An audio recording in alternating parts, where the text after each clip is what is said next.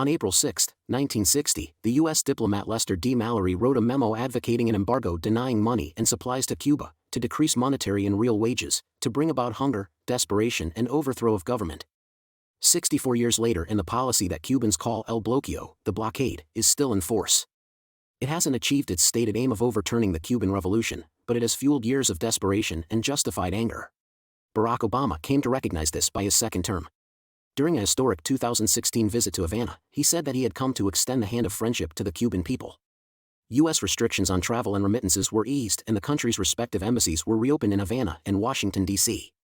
Cuba was also removed from the state sponsors of terrorism list and allowed to do business with U.S. banks that are the linchpin of the world financial system.